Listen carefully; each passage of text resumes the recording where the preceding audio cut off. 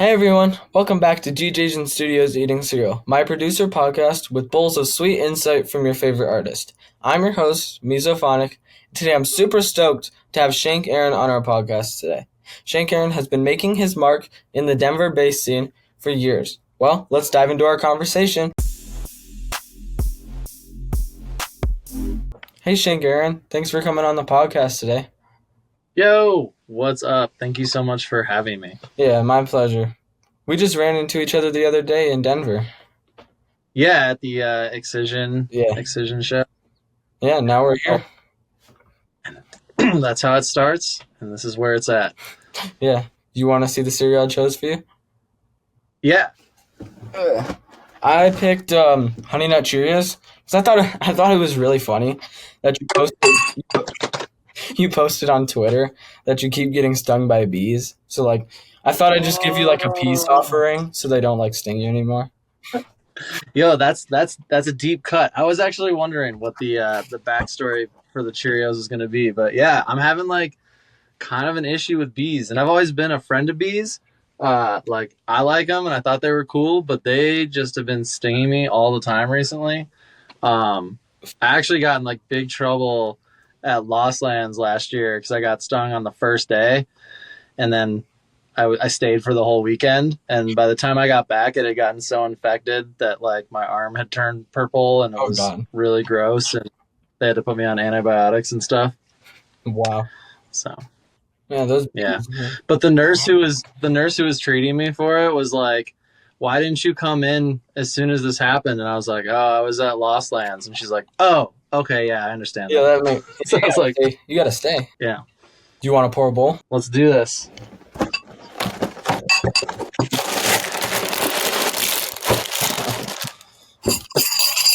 What milk you got? So I am rocking the extra creamy Chobani oat milk. Yeah. I actually only ever buy that for cereal, so that's my go-to. Yeah, oat milk's pretty good. Oh God. I accidentally just shut the milk and it was open. Now it's everywhere. Oh God. Bro, you got me the it's not even the family size, it's the giant size. Oh. So this is probably gonna be a summer supply. I think mine's just a small one. There's just 8 of mine. I mean, I'm gonna have to make room in the kitchen for this. I'm still licking milk off my keyboard. What's the sign in your background say? It's a big caterpillar. It's a big caterpillar studio, yeah. What's that? That was a reference to Greenside by Cairo and Benko. Mm-hmm. Yeah, that's the reference. Greenside, Beanside. You know what I'm saying? Those are the boys.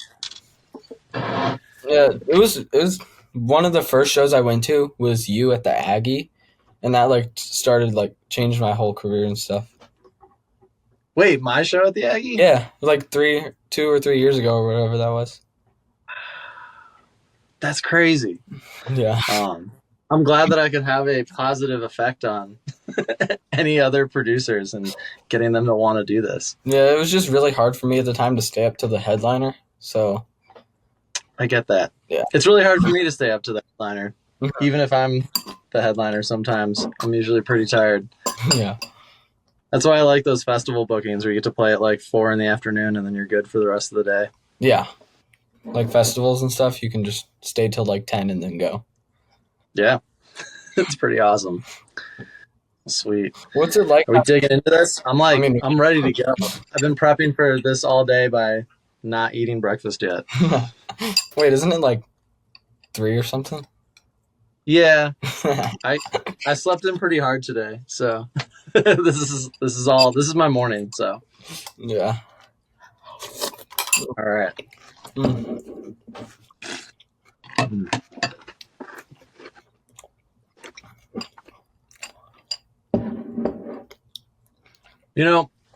Say what you want about Cheerios, especially the honey nut ones, but it's been around for a long time.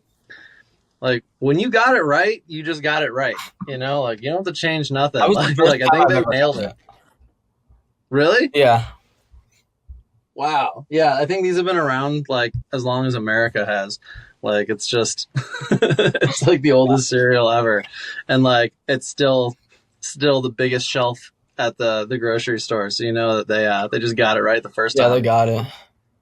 Like, what's it like having like family in the industry? Like, you got a brother, Wooly. So does that make your mom and dad Subtronics and Level Up?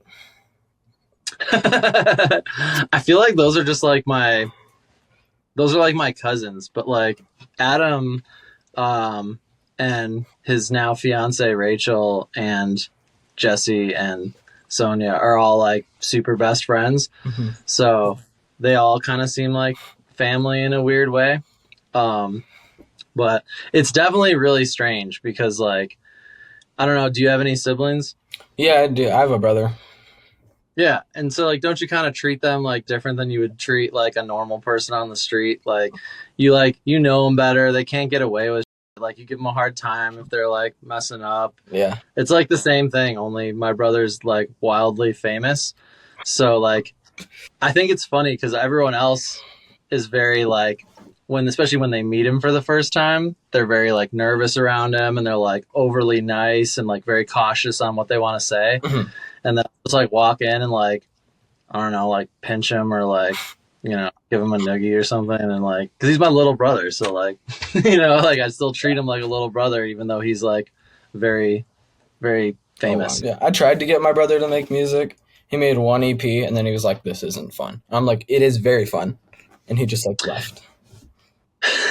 I mean, you gotta love it to do it. It's not one of those things that's like very easy or immediately rewarding. So like if you don't enjoy the process of it, it's gonna be a rough road. Yeah, because I've been doing this since I was like 7 or something. That's insane. Yeah, I'm 12 now. That's so bizarre, but also like I'm so jealous of that because like if I had started when I was super young, I don't even know like what would be going on. Mm-hmm. Like when I first started producing, I think we were on Ableton 8. So like, Oh, well, that was a while ago. I know.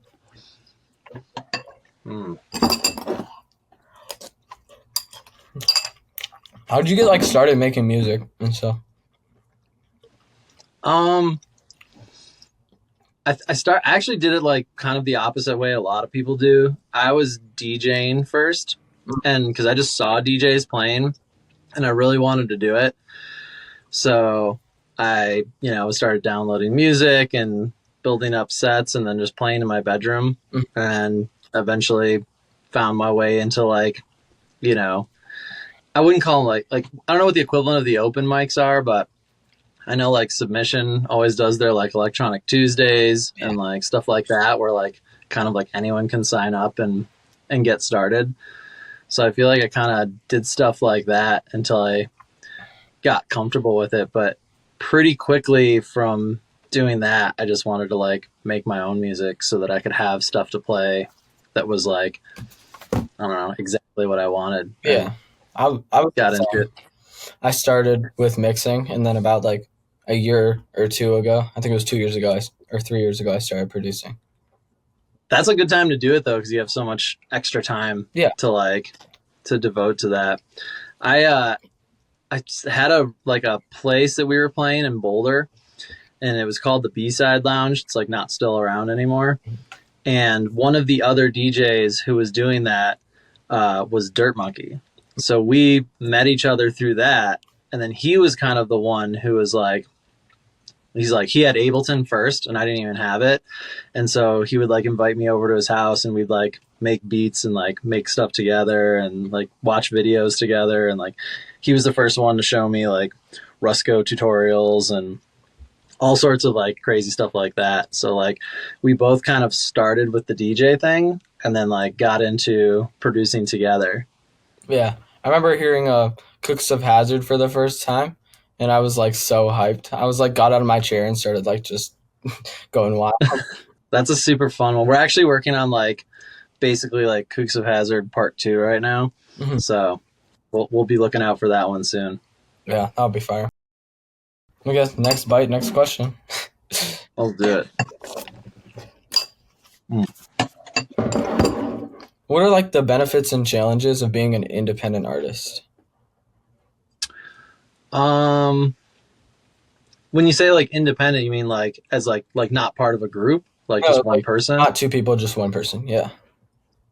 I think that's what actually drew me to electronic music originally, was the fact that like, because like when I was like younger, I just thought like I knew I wanted to do music, and I used to play bass and like piano and a few other things, and I was like in some kind of like funk rock bands playing bass. But I was always really frustrated because like if one person in the band didn't have the same like motivation as everybody else, it like made the whole band suffer. Yeah. And so there's a lot of like arguing and stuff like that. Pretty much just like for like everybody, like anyone who's in a band is always going to have like these like issues, and it's very frustrating when you're really wanting to put something together. And so when I first saw like my first live like DJ performance, I was like, oh, you can like do all of that yourself. You don't have to like wait for like people to get off of work. Like you don't have to try to get like 4 people to get time together. Like you can just sit down and just do the whole thing. And so that's definitely like something that always drew me to that, is that it would all be on me. But then the flip side of that is it's a lot of pressure because it's also all on you. So like if it sucks, you can't be like, well, my drummer sucks. You're like, if it sucks, I suck. So I mean, that's why you just don't suck, and then you're good. Yeah, I mean, sometimes I suck for sure, but I take full responsibility for that. Yeah, you got to take responsibility. Yeah, I think I sucked like one of my early music. Like if I put that on now, volume's going all the way down, like all the way down. No, I definitely feel that, especially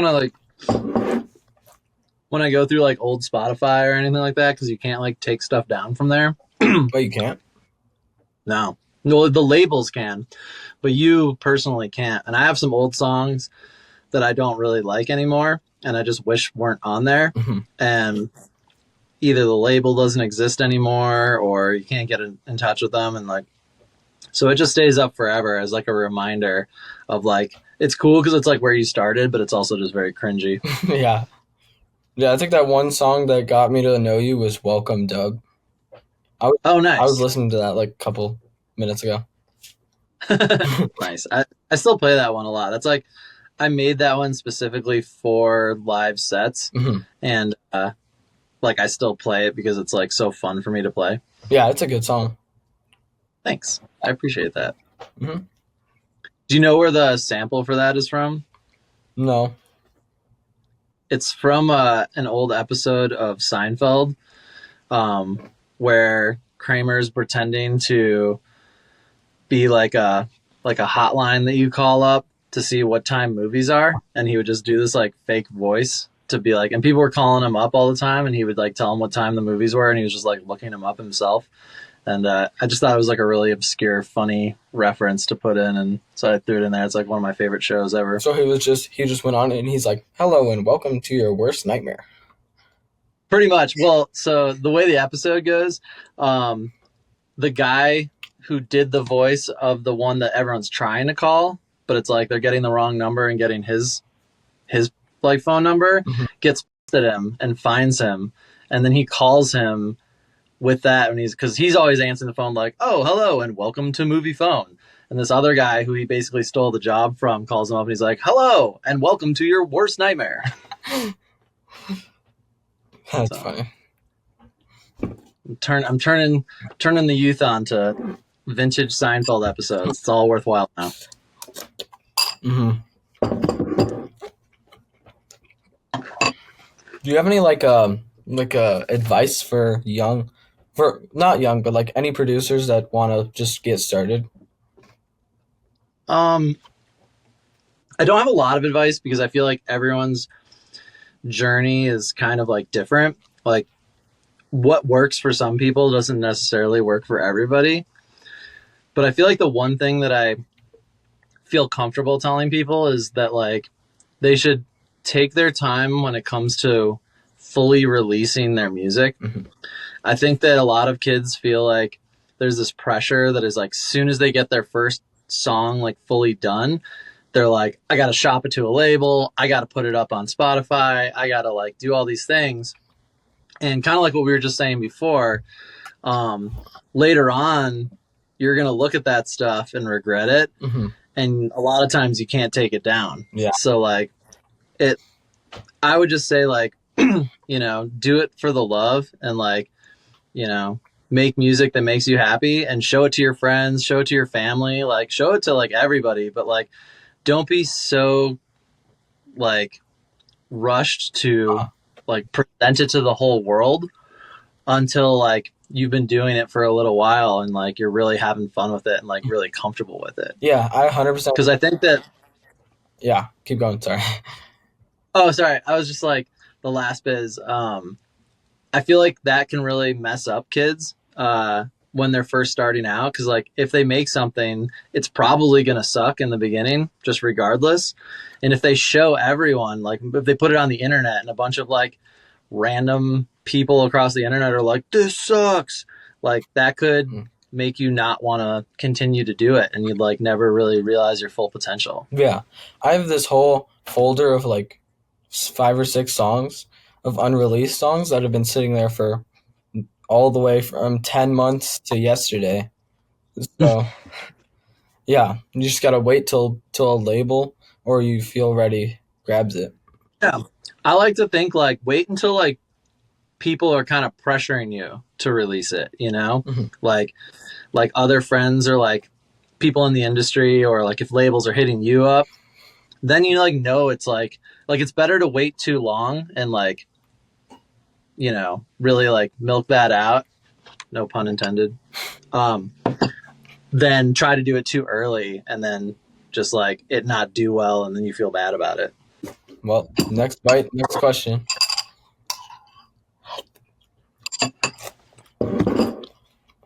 I put little amount of cereal in because usually I have like 4 or 5 questions for like the normal ones. This has been a lot of questions. I have like 5 Cheerios left. Dude, if you need to re-up, please, by all means. Have you been like working on any whips like that you want to share lately? Yeah, actually like literally yesterday and today I've been working on something kind of like brand new.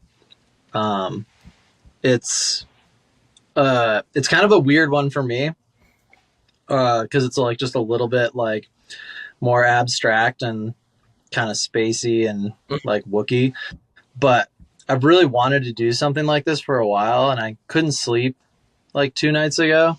And so I was like up all night watching like random like videos about liminal spaces and like dreamscapes and stuff. Mm-hmm. And so I found this like weird vocal that was like the rules for traveling through liminal spaces. And I just like literally jumped out of bed and like ran into my studio and just started doing this. And one of the things that it says in there that was really weird, but kind of perfect, is they're saying you can only enter this space between 3 a.m. and 3:33 a.m. And that's literally the exact time that I like woke up and like wrote this song and didn't even realize it. So I kind of just started it, but we can definitely check it out. Is it called Don't Pick the Flowers? Yep. Yeah. Tell me if you can hear it. You can hear that? Mm-hmm. Okay.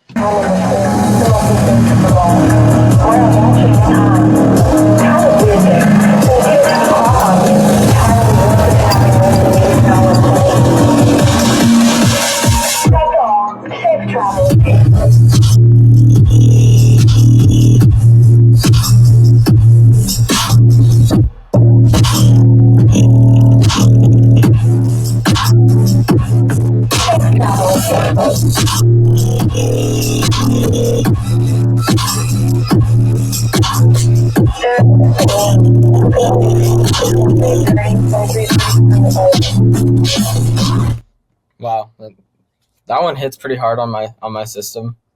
Yeah, I'm sure it's like it's probably like all over the place levels wise because I'm still just trying to like get it worked out. But it's the most recent project. But I showed it to a couple people last night, and they were really stoked for the style, just to like do something a little bit more like kind of chill and weird. Yeah. And so I'm definitely want to do a bunch more stuff like that now. Yeah, you, like just change it up a couple times, see if something sticks. For sure. Yeah. The one that, What about you? Do you have some stuff that you're working on? yeah, the one that I got is it's with my boy. His name's Tennyway the Third, and he's a rapper out of Texas. And we've been making a bunch of tracks together. This one's the newest one. I just got the final master back today, so Oh, nice. pretty new for me too. But yeah, and we've made like 3. I'm pretty sure. Nice. How did you get linked up with some guy from Texas? I think after when I did the Shaq, when I met Shaq at Mission, Oh, I think he like messaged me on Instagram. He's like, "You want to make like a collab?" And then the first one was so good that we just decided to keep making more. And then yeah, that's awesome. Have you guys ever done anything like live, like where you like come out together on stage and? No, but I do have the I'm playing at the Mish on July 12th. So Oh, nice. we were thinking we could probably get him out there and sing, but it's Texas and that's kind of far. So I don't know. For sure. What's the Mishawaka show that you're playing? It's for the Whittler. Oh, nice. Yeah. That's awesome. I love I'm that. really excited. That's so Mishawaka is like I think my number one favorite Colorado venue, even though it's like not very big or It's still right crazy. River. Yeah, it's like my favorite spot. And I got to play there last summer, or no, 2 summers ago, and I'm playing there this summer too. So I'm like super, super excited for it because it's such a beautiful place. What day is it? Because we might buy tickets for it. I think I want to say it's like the end of July. It's with Dirt Monkey. This year? Yep. Oh. Yeah. So it'll be fun. It's like 2 days.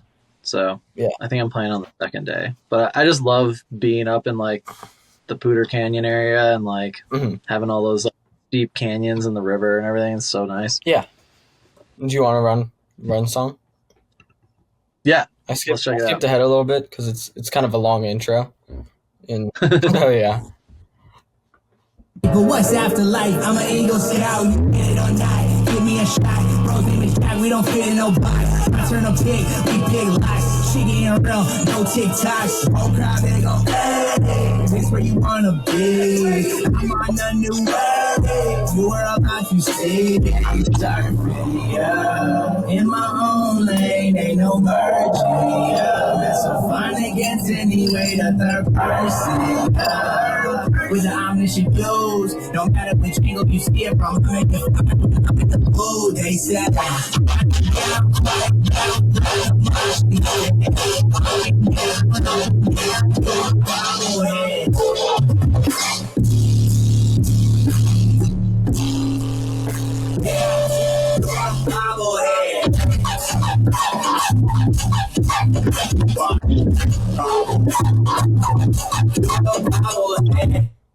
Yeah. That's sick. I'm such a sucker for like big sustained bass. Just like it's all I ever want in life. I don't know. I really like how that one turned out. That's awesome. I had like 25 versions of that one or something because I just kept making it better and stuff. That's how it goes. Yeah. Dude, that sounds really good though. I'm pumped on it. It's crazy you're making that quality of music like now, because like, what are you gonna do when you're 20? Like, I guess we'll have to figure that out. yeah, you got plenty of time too. It's gonna be rad. I'm excited to see you go headline Red Rocks. I just came out with that Fiend Flip too a couple days ago. Oh, nice. Yeah, it's on SoundCloud. I'm about to check that out. I got to do like more like I haven't been keeping up on a lot of the stuff that's been coming out in the last like month or so because I've just been hiding in the studio and like kind of focusing on that. I don't know if you can like the studio is really weird. I don't know if you can like see it from there. I'm gonna try to like show you. So it's actually like it's just a closet. Oh wait, do you have the like cot on the wall with the LEDs? It makes it look like clouds. Yeah. So it's I like want that so. my little lightning cloud Those are so ceiling. And then I have like my controller back there where I can like work on. Like got my stuff to work on sets, and then but yeah, this whole room is like probably like 3 feet big. That's like it gets the job done. Yeah, it's so bizarre, but I literally had this like walk-in closet that I didn't know what to do with, and I just wanted like some privacy, so that like my girlfriend could like watch TV and I can be by myself, and so I just like packed everything into here, and so now this is my little like fort that I just like go and hide. I don't know if I can reach my camera over there, but I have an XDJ on a table over there, and yeah, and I have a mini fridge, and then that's next for me. It's a little messy right now, but I just got both of these, and there's you. Oh hell yeah. Dude, the mini fridge is like my next investment. I've actually been like, I just want to get like a little like tiny like 12 pack for like some Mountain Dews. Yeah, I feel mine with Liquid Death. Ooh, yeah, that's definitely the move. I've been going heavy on the Liquid Death lately. Yeah, I love it. So, what's your favorite flavor of Liquid? I mean, I honestly like when you try to put flavors in water. I don't know about it, but like I like just the sparkling one or the plain one. Oh, okay.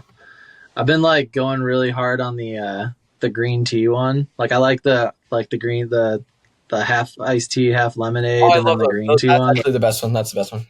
Yeah, the armless. Yeah, the armless Palmer or whatever. Yeah, I've been like just pounding those recently because like my favorite drink ever is Arizona green tea, like the tall cans. Those are so good. But like they're super good, but there's so much sugar in there that I'm like trying to cut back on it, and those ones are like yeah, they taste the same. Yeah, they just don't have as much sugar. Yeah, so I'm like, I'm trying to do the healthy thing here. I'm gonna see wait.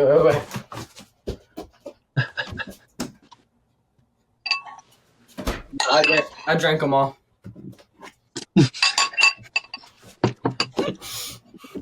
Well, dude, this has been sick. Thank you so much for sending me the cereal. And oh yeah, my pleasure. Doing this show. This is super fun. This one was really funny. Yeah. How what other people do you got coming up on the pipeline for the cereal show? I have Black Carl tomorrow. Oh, for real? Yeah. That's awesome. You know Nicole from Black Box? Mm-hmm. I did KXB and I did Thrasher. And that's nice. Yeah, I used to be me and Dirt Monkey when like I was telling you about how we like started things out. We were both in submission originally. That's kind of like how we got our foot in the door. And then with Black Carl, he's the homie. He's like one of the nicest, coolest dudes ever. We actually, for my birthday, like a couple weeks ago, we went to Lakeside and we had like a haunted amusement park night at Lakeside, and that looks so fun. Rode all the scary rides. It's the scariest thing in the whole world to go on. Those rides are so unsafe. It depends if you have fun though. That's all that matters. Oh, like it's fun as long as you like don't lose an arm. You know? If you have fun and don't die, it was worth it. Yep. Well, sweet dude. Yeah, thanks. Well, thank you so much for having me on the show. It was fun. Yeah, thanks. Well, see you next time. Hopefully I run it later and at an Excision show.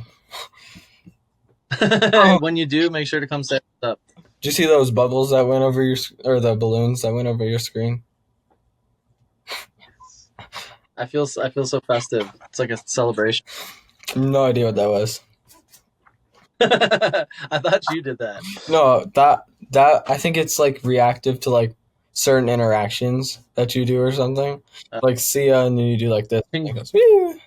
Congratulations! Woo! You finished a 30-minute interview. Hey man, this is more fun than a lot of the interviews I've done. So yeah, thanks. I'm a fan. Well, sweet. It just did it again. It did I wonder if it's just a thumbs up thing. Like, Yeah. Oh, Technology. see ya. Thank you so much for joining me on my podcast today. Don't forget to follow Shank Aaron and me on all socials. Until next time, keep the music playing and the cereal pouring.